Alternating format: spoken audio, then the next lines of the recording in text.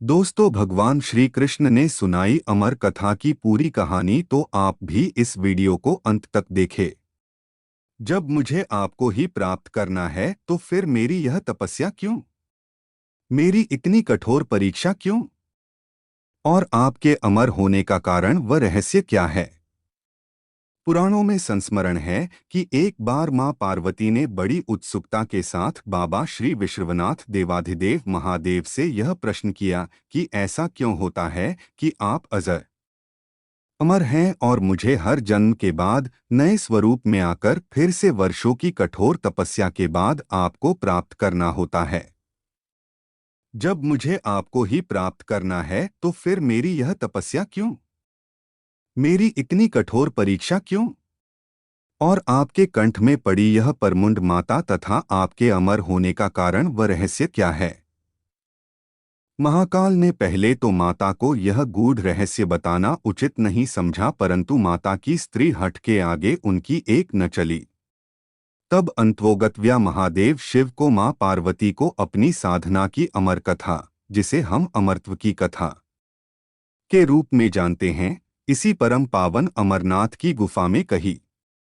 भगवान शंकर ने मां पार्वती जी से एकांत व गुप्त स्थान पर अमर कथा सुनने को कहा, जिससे कि अमर कथा को कोई भी जीव, व्यक्ति और यहाँ तक कोई पशु पक्षी न सुन लें, क्योंकि जो कोई भी इस अमर कथा को सुन लेता वह अमर हो जाता।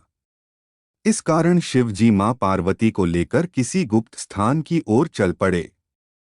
सबसे पहले भगवान भोले ने अपनी सवारी नंदी को पहलगाम पर छोड़ दिया। इसलिए बाबा अमरनाथ की यात्रा पहलगाम से शुरू करने का तात्पर्य या बोध होता है। आगे चलने पर शिव जी ने अपनी जटाओं में चंद्रमा को चंदनवाड़ी में अलग कर दिया और गंगा जी को पंचतरणी में और कंठाभूषण सर्पों को शेषनाग पर छोड़ दिया।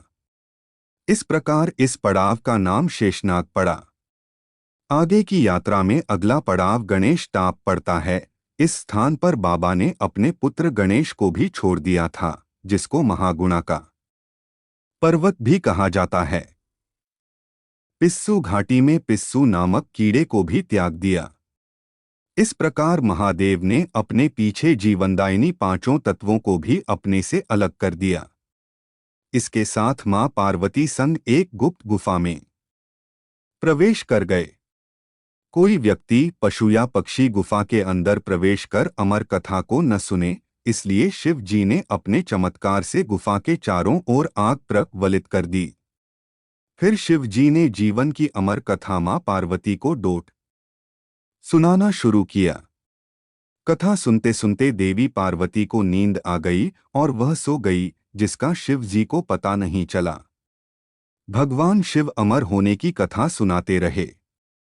इस समय दो सफेद कबूतर श्री शिव जी से कथा सुन रहे थे और बीच बीच में गूंगू की आवाज निकाल रहे थे। शिव जी को लग रहा था कि मां पार्वती कथा सुन रही है और बीच बीच में हुंकार भर रही हैं। इस तरह दोनों कबूतरों ने अमर होने की पूरी कथा सुन ली। कथा समाप्त होने पर शिव का ध्यान पार्वती मां की ओर गया, जो सो रही थी। शिव जी ने सोचा कि अगर पार्वती सो रही है, तब इसे सुन कौन रहा था। तब महादेव की दृष्टि कबूतरों पर पड़ी। महादेव शिव कबूतरों पर क्रोधित हुए और उन्हें मारने के लिए तत्पर हुए। इस पर कबूतरों ने शिव जी से कहा कि हे प्रभु, हमने आपसे अमर होने की कथा सुनी है। यदि आप हमें मार देंगे तो अमर होने की यह कथा झूठी हो जाएगी।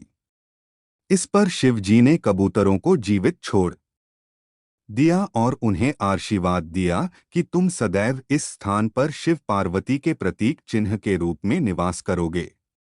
अत यह कबूतर का जोड़ा अजय अमर हो गया। माना जाता है कि आज भी इन दोनों कबूतरों का दर्शन भक्तों को यहाँ प्राप्त होता है।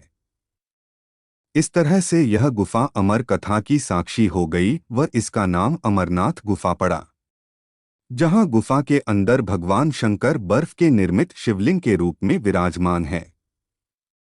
पवित्र गुफा में मां पार्वती के अलावा गणेश के भी अलग से बर्फ से निर्मित प्रतिरूपों के दर्शन किए जा सकते हैं। इस पवित्र गुफा की खोज के बारे में पुराणों में भी एक कथा प्रचलित है कि एक बार एक गडरिये को एक साधु मिला जिसने उस गडरिये को कोयले से भरी एक बोरी दी, जिसे गडरिया अपने कंधे पर लाद कर अपने घर को चल दिया। घर आकर उसने बोरी खोली तो वह आश्चर्यचकित हुआ, क्योंकि कोयले की बोरी अब सोने के सिक्कों की हो चुकी थी। इसके बाद वह गडरिया साधु से मिलने व धन्यवाद देने के लिए उसी स्थान पर गया जहां पर साधु से मिला था। परंतु वहां उसे साधु नहीं मिला, बल्कि उसे ठीक उसी जगह एक गुफा दिखाई दी। गडरिया जैसे ही उस गुफा के अंदर गया तो उसने वहां पर देखा कि भगवान भोले शंकर बर्फ के बने शिवलिंग के आकार में स्थापित थे।